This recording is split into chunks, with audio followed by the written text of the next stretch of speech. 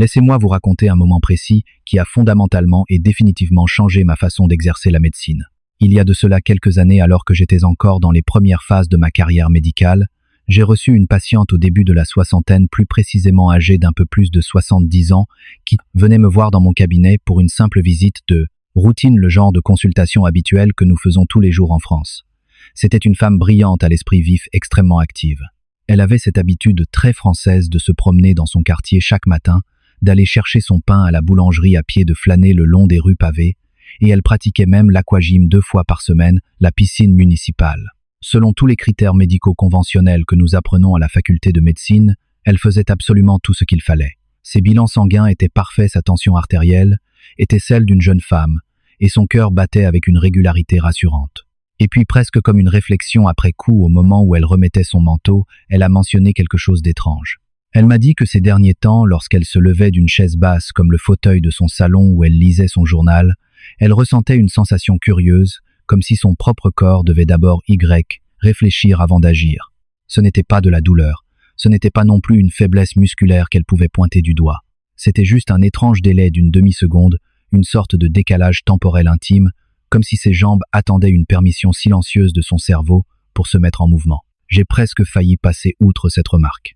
Dans le rythme effréné d'une consultation de 15 minutes, avec une salle d'attente pleine, ce genre de commentaire reçoit généralement un hochement de tête poli, et une phrase toute faite du type « Nous allons garder un œil, là, dessus madame ». Mais quelque chose dans la façon si précise et si vulnérable dont elle l'a décrit est resté gravé dans mon esprit, car au fil des mois qui ont suivi cette consultation, j'ai commencé à entendre cette même plainte encore et encore de la part de différents patients, exprimée avec des mots différents, avec des accents différents, mais décrivant invariablement la même sensation sous-jacente. Un retard, une hésitation subtile, un sentiment troublant de ne plus faire totalement confiance à leurs propres jambes dans cette toute première seconde où ils se mettaient debout. Voici une perspective psychologique que je souhaite ajouter ici en France. Vieillir est souvent perçu à travers le prisme de la perte d'autonomie. La peur de ne plus pouvoir aller au marché, de ne plus pouvoir monter les escaliers de son immeuble haussmannien sans ascenseur crée une angoisse silencieuse. Cette hésitation physique d'une demi-seconde n'est pas seulement un problème mécanique, c'est le tout premier murmure d'une perte d'indépendance. C'est le moment où le corps, autrefois un allié inconditionnel, commence à devenir un territoire inconnu et potentiellement hostile. Voici la croyance avec laquelle presque chacun d'entre nous vit au quotidien. Nous pensons que pour rester fort après 60 ans, il suffit d'entraîner ses jambes et ses bras, faire des flexions pour les quadriceps, utiliser des bandes de résistance élastique pour les épaules et faire un peu de marche rapide pour entretenir le muscle cardiaque. C'est la liste de contrôle classique. C'est exactement ce qui est recommandé dans presque toutes les brochures de biens, être imprimé sur papier glacé, que l'on distribue dans les salles d'attente des médecins et des kinésithérapeutes à travers tout le pays. Mais aucun de mes patients qui décrivaient cette étrange hésitation n'avait de jambes faibles. Lorsque je testais leurs quadriceps sur la table d'examen, leur force était parfaitement adéquate. La force de leurs poignes lorsqu'ils serraient mes doigts était excellente. Et pourtant quelque chose à l'intérieur de leur corps ne s'activait clairement pas comme il le devrait. Il m'a fallu beaucoup plus de temps que je n'aimerais l'admettre pour comprendre ce qui se passait réellement sous la surface de la peau, pour réaliser que le muscle directement responsable de cette fiabilité d'une fraction de seconde de ce réflexe vital ne se trouvait absolument pas dans les jambes. Ce muscle était enfoui profondément au cœur même du corps, presque jamais mentionné dans les cours de fitness, presque jamais entraîné volontairement, et il se détériorait silencieusement chez presque tous mes patients de plus de 60 ans, sans émettre le moindre symptôme, sans le moindre signal d'alarme, jusqu'au jour où son absence devenait critique. D'ici la fin de cet enregistrement, vous comprendrez très exactement quel est ce muscle, pourquoi il échoue de manière si silencieuse et si traître, et précisément comment le ramener à la vie avant qu'il ne vous coûte une chute tragique, une blessure grave, ou pire encore la perte définitive de votre indépendance. Je pourrais vous donner le nom scientifique de ce muscle dans les 10 prochaines secondes, mais si je faisais cela tout de suite, cela ne signifierait presque rien pour vous. Vous entendriez un mot inhabituel d'origine grecque, vous hocheriez poliment la tête en l'écoutant, et vous l'auriez complètement oublié avant même l'heure de votre dîner. J'ai vu cela se produire dans ma propre salle d'examen plus de fois que je ne pourrais le compter. Je prononce le nom du muscle, les patients hochent la tête d'un air entendu, et 3 mois plus tard, lors de leur visite de contrôle, ils n'ont absolument aucune idée de ce dont je leur avais parlé la fois précédente. Donc au lieu de cela, je vais vous demander quelques minutes de patience et d'attention totale.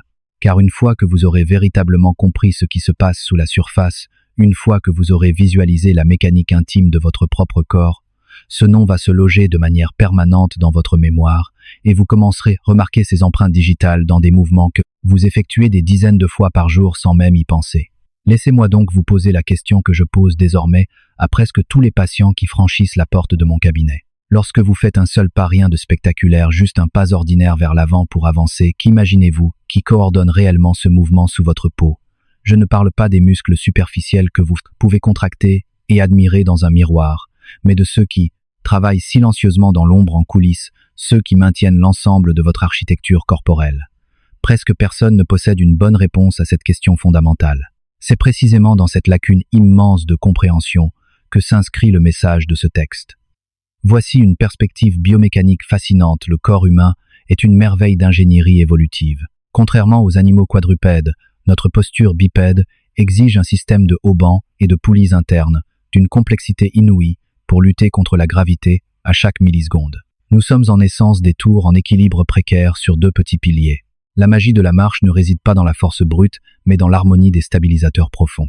Voici ce qui se passe réellement à l'intérieur de votre corps, chaque fois que vous vous levez, que vous marchez, ou que vous vous rattrapez lorsque vous perdez l'équilibre. Profondément enfoui dans votre centre niché tout contre votre colonne vertébrale, descendant à travers votre bassin comme un pont suspendu pour aller s'attacher au sommet de l'os de votre cuisse, se trouve un muscle appelé le psoas. Il s'écrit avec un P, un S, un ou un et un S. C'est le seul et unique muscle de tout le corps humain qui relie directement votre colonne vertébrale à vos jambes. Absolument tous les autres grands groupes musculaires de votre corps ont une fonction binaire, soit ils stabilisent votre tronc, soit ils déplacent vos membres. Le psoas lui fait ces deux travaux simultanément à chaque fois que vous bougez le petit doigt de pied. J'aime le décrire à mes patients de la manière suivante pour qu'ils visualisent bien la chose. Imaginez que votre colonne vertébrale et vos jambes sont deux départements séparés dans une très grande entreprise française, ou disons deux ministères différents au sein du gouvernement. Chacun fait un travail extrêmement important, mais historiquement ces deux ministères sont totalement incapables de communiquer directement l'un avec l'autre. Le psoas est cet unique agent de liaison, ce diplomate de l'ombre, qui siège entre les deux départements traduisant les instructions dans les deux sens en temps réel. Lorsque cet agent de liaison est vif, alerte et réactif, tout ce qui se trouve en aval fonctionne en douceur avec une fluidité parfaite. Mais lorsque cet agent de liaison devient silencieux, fatigué ou inactif, les deux départements commencent à improviser, à mal communiquer, et finissent par commettre des erreurs très coûteuses qu'aucun des deux départements n'aurait causées à lui seul. Voici la raison exacte pour laquelle cet agent de liaison particulier devient si souvent silencieux après l'âge de 60 ans. Le psoas n'est pas activé de manière significative par la marche ordinaire sur le plat, comme lorsque vous vous promenez dans un parc. Il répond de manière très spécifique à la flexion de la hanche contre une forme de résistance, le type de mouvement impliqué lorsque vous grimpez une pente raide, lorsque vous faites une fente en avant, ou lorsque vous levez le genou avec une intention forte et délibérée. Et c'est précisément ici que les statistiques deviennent véritablement préoccupantes pour notre société. De multiples études scientifiques européennes menées sur le comportement sédentaire chez les adultes vieillissants montrent que la personne moyenne de plus de 60 ans passe plus de 9 heures par jour en position assise. Pendant chacune de ces 9 heures quotidiennes, le psoas reste dans une position raccourcie, recroquevillée sur lui-même et complètement inactif. Voici une perspective sociologique sur notre mode de vie moderne, en France et en Europe. Nous avons construit une société du confort absolu. L'effort physique, qui était autrefois naturel et obligatoire dans la vie quotidienne, a été éradiqué par la technologie. Nos grands-parents se baissaient, s'accroupissaient pour jardiner, montaient des collines à pied, lavaient le linge dans des postures complexes. Aujourd'hui, notre environnement est conçu pour maintenir nos hanches à un angle parfait de 90 degrés toute la journée. De la chaise de la salle à manger au siège de la voiture jusqu'au canapé du salon, nous vivons dans un monde qui atrophie silencieusement notre centre de gravité. Le docteur Vladimir Janda, un chercheur pionnier, dont les travaux visionnaires ont fondamentalement façonné la manière dont les kinésithérapeutes modernes comprennent les dysfonctionnements musculaires, a passé des décennies entières, documenté un schéma qui prend aujourd'hui une pertinence frappante. Il a découvert avec certitude que certains muscles, lorsqu'ils sont soumis à des conditions de position assise chroniques, et le psoas en est l'un des exemples les plus clairs, les plus documentés, deviennent tendus raides, faibles exactement en même temps. Pas l'un ou l'autre, les deux à la fois. Ce paradoxe physiologique crée une combinaison totalement dysfonctionnelle qui produit rarement une douleur évidente sur le moment et qui par conséquent n'est presque jamais prise en charge médicalement jusqu'à ce que quelque chose tourne visiblement et dramatiquement mal. Maintenant voici les chiffres précis que je veux que vous assimiliez, avec lesquels je veux que vous vous asseyez un instant au sens propre du terme. Remarquez votre propre posture corporelle au moment même où je prononce ces mots.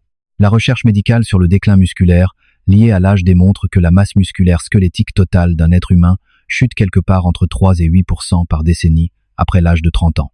Et ce déclin naturel s'accélère de manière très notable après le cap des 60 ans. Mais attention, l'histoire ne s'arrête pas là. Les muscles stabilisateurs profonds, comme le psoas précisément parce que la vie quotidienne moderne leur donne si peu d'occasions de travailler véritablement, montrent très fréquemment un déclin fonctionnel qui va bien au-delà de cette moyenne de base. Écoutez attentivement cette phrase et laissez-la résonner en vous. Le muscle unique, le seul véritablement responsable du fait de lever votre jambe pour monter sur un trottoir parisien, de stabiliser votre bassin lorsque vous vous retournez brusquement et de se contracter instantanément lorsque vous trébuchez sur un pavé inégal, est paradoxalement l'un des muscles les moins utilisés dans une journée typique et par conséquent l'un des plus rapides à s'affaiblir. Cela explique de manière limpide un phénomène que je constate constamment dans ma pratique clinique quotidienne. Les chutes terribles qui envoient mes patients aux urgences de l'hôpital se produisent très rarement lors d'événements dramatiques ou d'activités sportives intenses. Elles se produisent dans la banalité du quotidien. Elles se produisent en tendant le bras pour attraper une boîte de conserve ou un pot de confiture sur une étagère un peu trop haute dans la cuisine. Elles se produisent en se retournant un peu trop vite vers une voix familière qui appelle leur prénom dans le couloir. Elles se produisent en descendant d'un trottoir qu'ils ont pourtant descendu 1 millier de fois auparavant dans leur propre rue. Dans chacun de ces petits moments, apparemment insignifiants, le corps avait un besoin vital et urgent que le psoas se contracte immédiatement avec force et précision, et il n'était tout simplement plus préparé à le faire. Ce n'est absolument pas un scénario rare, imaginaire ou hypothétique.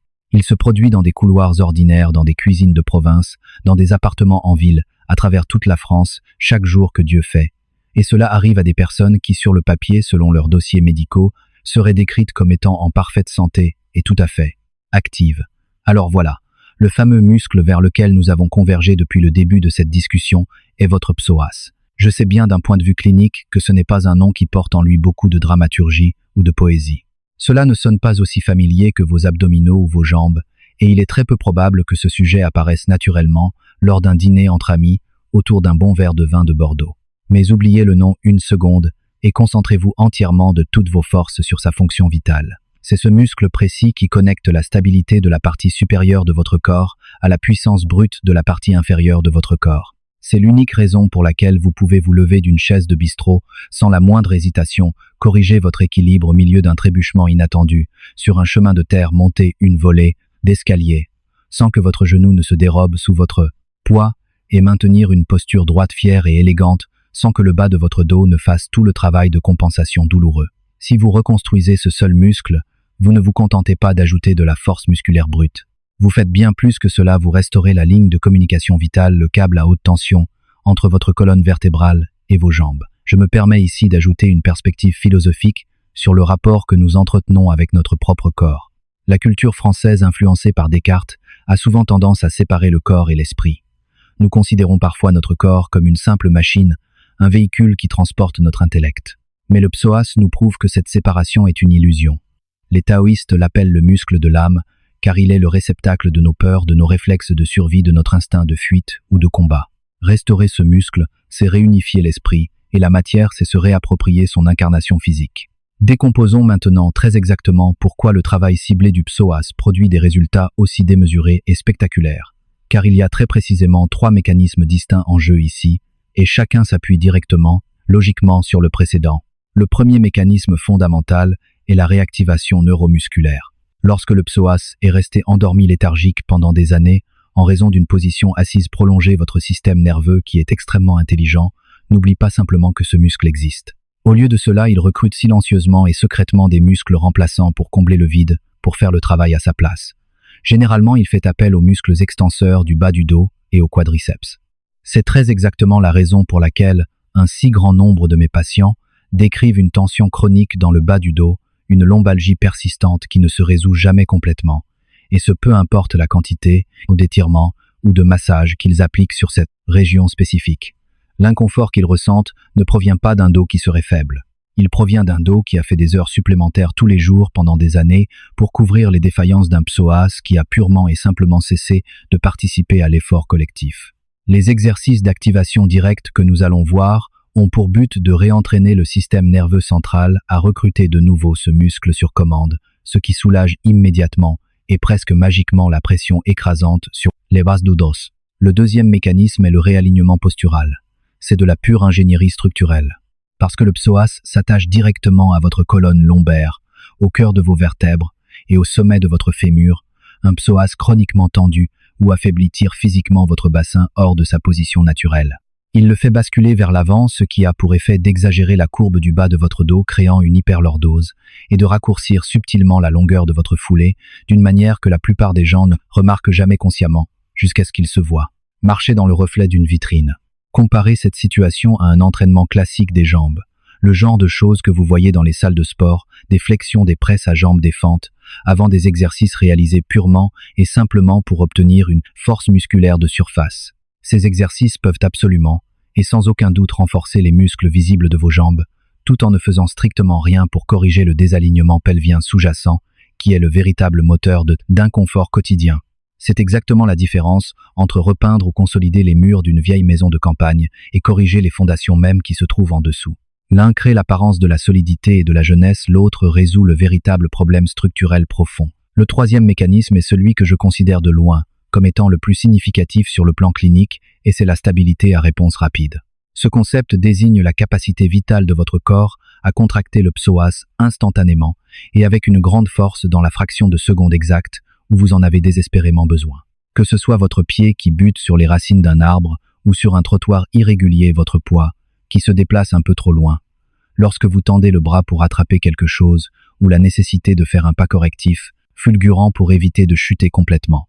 Un psoas fort et réactif peut représenter l'unique différence entre un simple trébuchement qui se résout de lui-même en une demi-seconde avec un petit rire nerveux et une chute dramatique qui se solde par un appel aux urgences, une fracture du col du fémur et un long séjour à l'hôpital.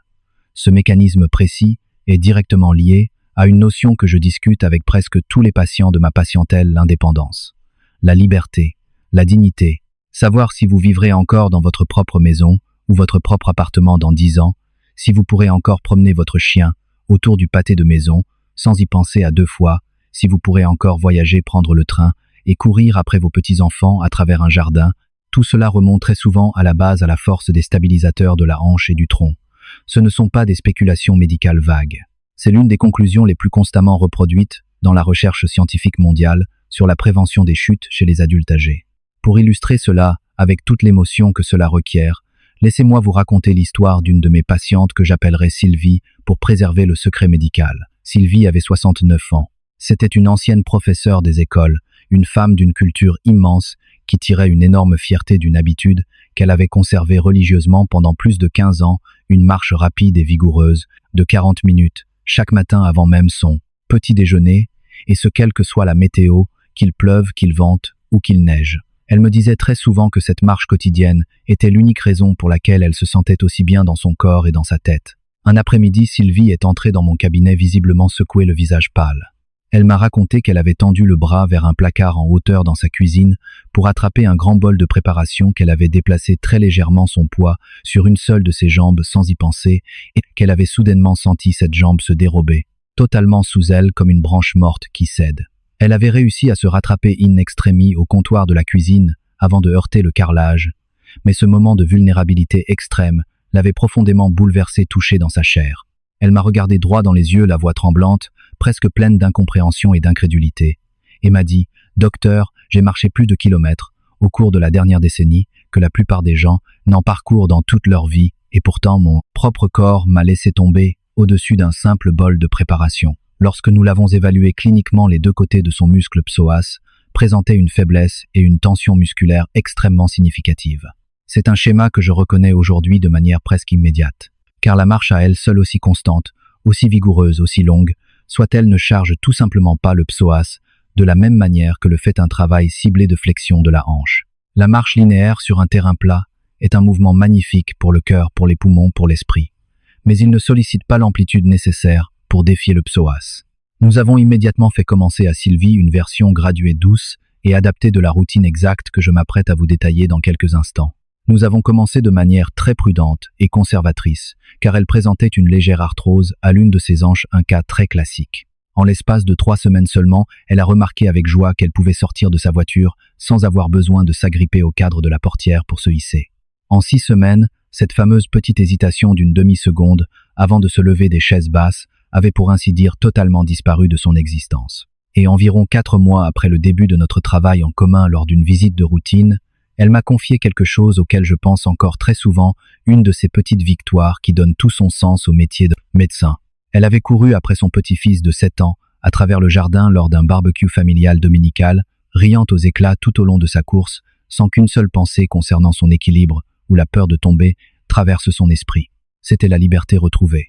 Sylvie a résumé la situation de manière bien plus brillante et poétique que je ne pourrais jamais le faire dans un rapport médical. Elle m'a dit avec un sourire radieux: « Je croyais sincèrement que je faisais absolument tout ce qu'il fallait en marchant chaque jour de ma vie.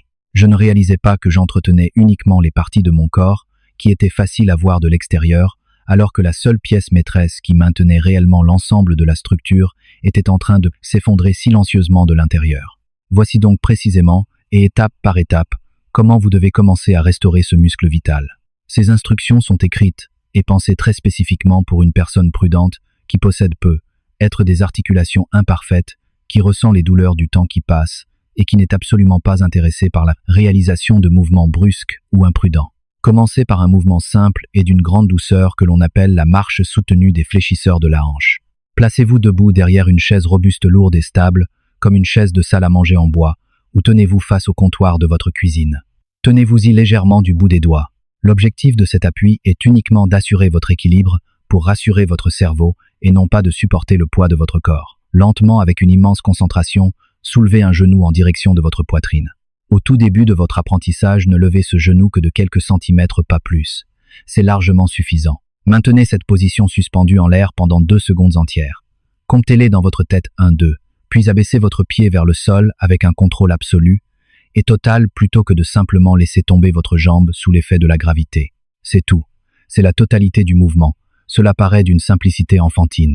Mais si votre psoas a été aussi profondément endormi qu'il l'est chez la grande majorité de mes patients, après des années et des années de position assise au bureau ou dans le canapé, il est fort probable que vous ressentiez ce travail musculaire dans un endroit profond de votre bassin auquel vous ne vous attendiez absolument pas, et ce dès les toutes premières répétitions.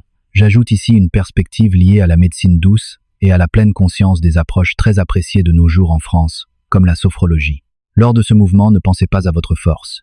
Pensez à votre respiration. Respirez calmement. Fermez les yeux si vous vous sentez en sécurité. Visualisez ce lien profond entre votre colonne vertébrale et votre cuisse. L'intention que vous mettez dans le mouvement est tout aussi importante que la mécanique du mouvement lui-même.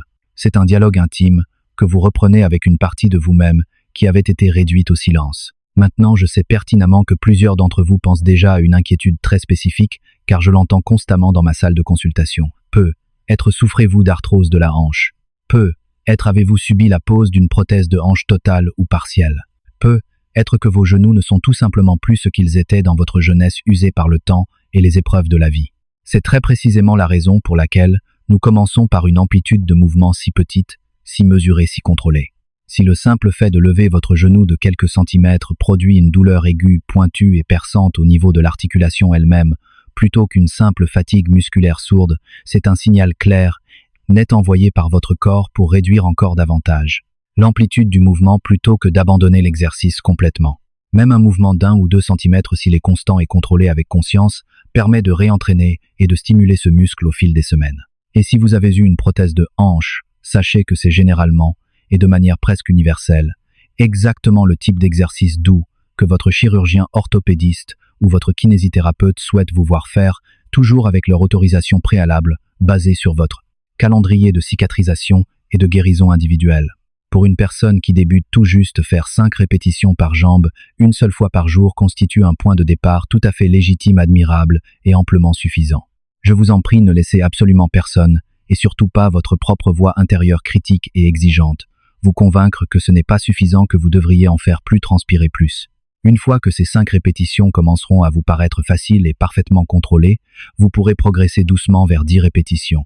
Une fois que ces 10 répétitions vous sembleront gérables et confortables, vous pourrez envisager d'ajouter un très léger poids autour de votre cheville ou bien passer à une version assise de l'exercice en utilisant une petite bande élastique de résistance enroulée autour de votre pied. Pour pour soulever votre genou contre une résistance douce et progressive. Une structure hebdomadaire réaliste saine et durable ressemble exactement à ceci. Vous consacrez 3 jours non consécutifs par semaine, par exemple le lundi, le mercredi et le vendredi spécifiquement dédiés à ce travail d'activation du psoas. Vous gardez chaque session très courte, en dessous de 10 minutes au total. Vous accordez des jours de repos complets entre les séances pour que le tissu musculaire puisse véritablement se reconstruire et s'adapter en profondeur, plutôt que de le maintenir dans un état de fatigue résiduelle constante et de faible intensité. Pendant vos autres jours, vos habitudes de marche actuelles, vos promenades, pour aller chercher le pain, vos sorties au parc continuent de soutenir votre santé cardiovasculaire, la circulation de votre sang et l'oxygénation de votre cerveau exactement comme elles l'ont toujours fait. Ce nouveau travail musculaire ne remplace absolument rien de ce que vous faites déjà de bien. Il vient simplement combler une lacune fondamentale que votre routine actuelle n'a jamais été conçue pour traiter en premier lieu. Et voici votre devoir personnel pour ce soir. Pas pour la semaine prochaine. Pas une fois que vous aurez fait davantage de recherches sur Internet ou consulté des encyclopédies médicales. Ce soir, faites 5 levées de genoux lentes contrôlées respirantes sur chaque jambe en vous tenant fermement au dossier d'une chaise robuste. C'est la totalité de votre tâche pour le jour 1. Il y a cependant un autre aspect lié à ce travail spécifique qui m'a considérablement et profondément surpris la toute première fois que j'ai été confronté à cette littérature scientifique de pointe, et cela va bien au-delà de la simple prévention des chutes aussi cruciales soit-elle. Le mouvement régulier basé sur une légère résistance en particulier, lorsqu'il implique de grands groupes musculaires stabilisateurs et centraux, comme le psoas, déclenche la libération fascinante de protéines de signalisation biochimique appelées des myokines. Ces myokines sont libérées directement par le tissu musculaire en plein travail pour se déverser dans votre circulation sanguine.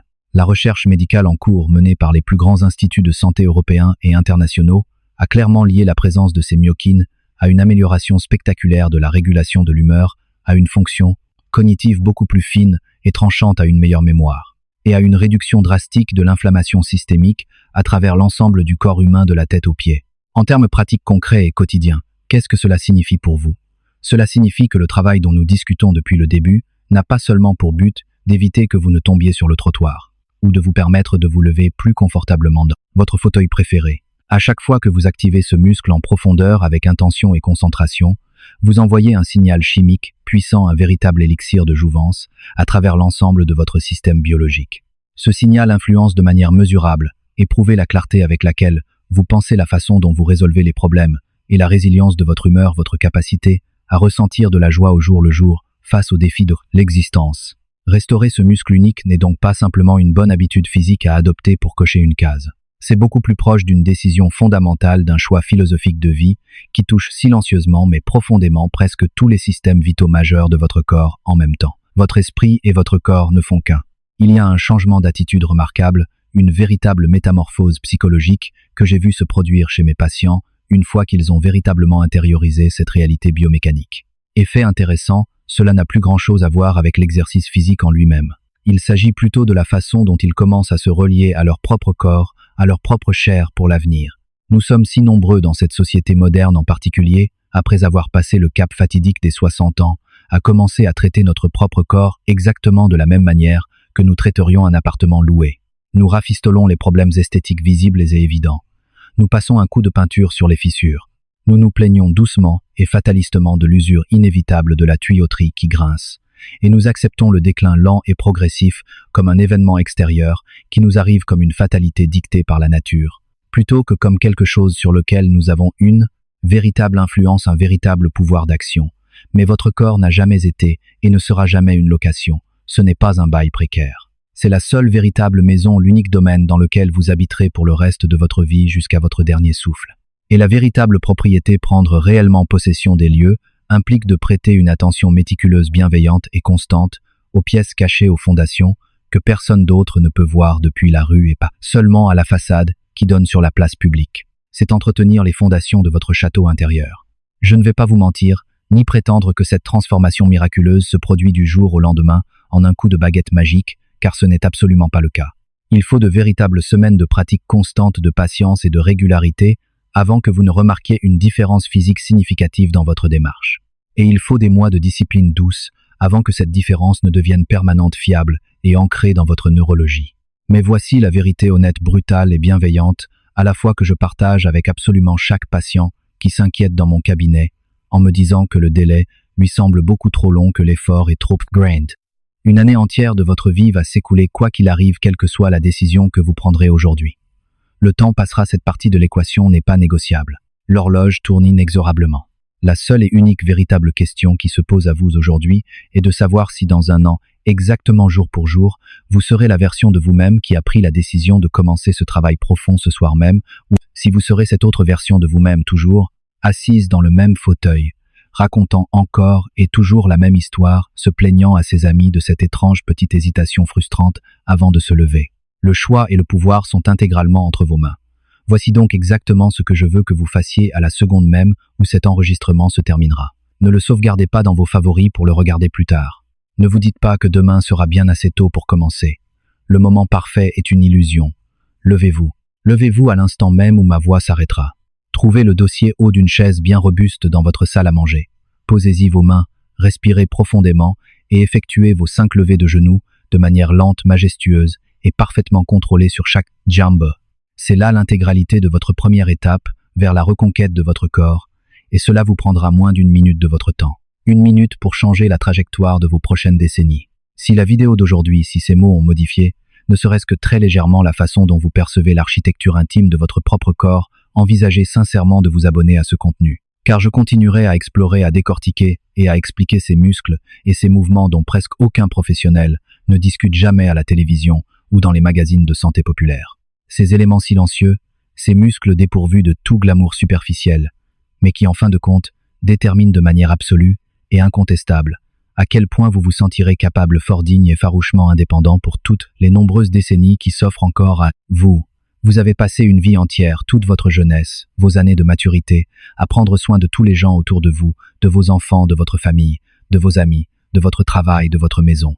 Vous vous êtes sacrifié pour les autres. Il est aujourd'hui plus que raisonnable, il est fondamentalement juste et mérité que votre propre corps, ce fidèle compagnon de route, reçoive enfin ce même niveau d'attention, d'amour et de soin en retour. Prenez soin de vous. Prenez soin de ce lien profond qui vous unit à la terre. Je vous souhaite une excellente pratique, beaucoup de courage et une très belle redécouverte de votre propre force intérieure.